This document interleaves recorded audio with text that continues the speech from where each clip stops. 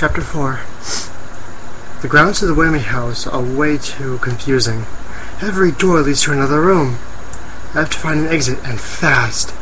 When it dawns on me, find a door that has an exit, but in the world of L, you can't always use the easy way out. So my running led me to a dead end. 4 doors on either side. One labeled exit, 2 plain-looking ones, and one door hanging by a thread on a hinge. I burst through that door, tearing it right off the hinges, allowing the cool, fresh air to hit me in the face. I got on all 4 limbs and continued running, allowing the wind to blow through my hair and the moonlight to hit my face. The light from the moon lit the night, making it easy for me to see. I did a mighty leap and threw myself into a nearby branch, swinging myself onto one of the high branches, crouching on all 4s. Wow! I screamed into the night. First off today, I found out that I can move things with my mind. Second, I am a killer. Third, I have a smoking hot girlfriend. Wait, did I just say? A smile crossed my face, thinking of Alice. Yes, a girlfriend. Okay, Elle must have brought me here for a reason. I really don't think that a family will want to adopt a 16-year-old kid. Maybe he's making an army of superhuman kids. That would be so cool! I gazed up at the moon. It was full tonight, and it looked really nice. Suddenly, a force slammed into me, knocking me off a tree and crashing to the ground.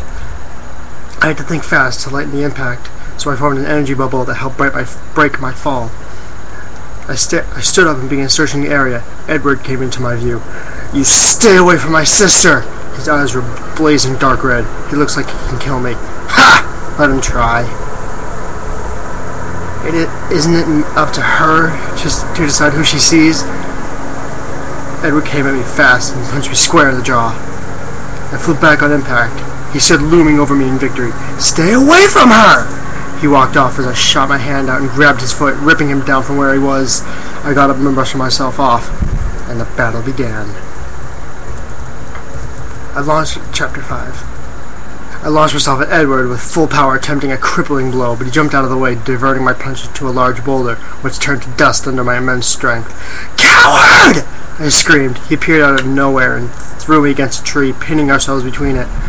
His eyes bore into mine with blazing hatred. Coward. Me.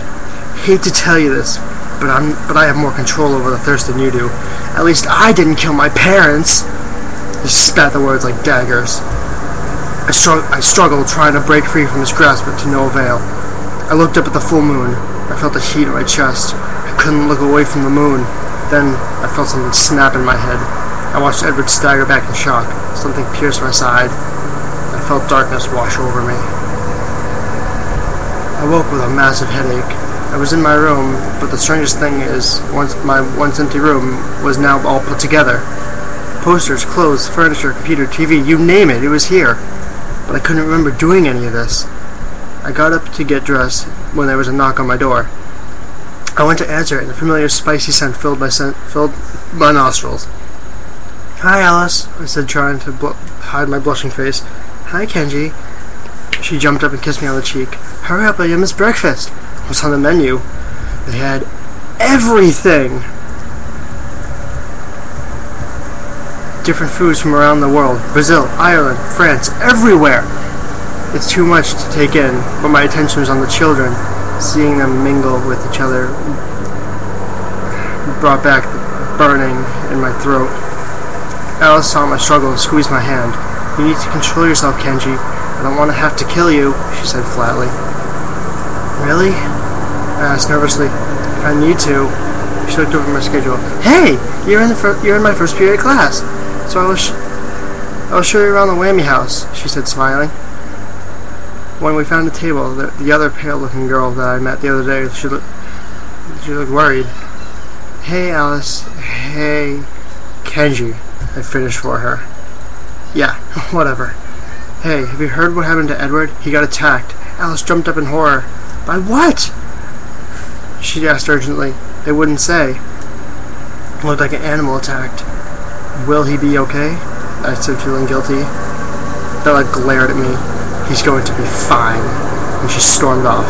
I was silent for the longest time, feeling like I had to do something to do with Edward's attack. But how?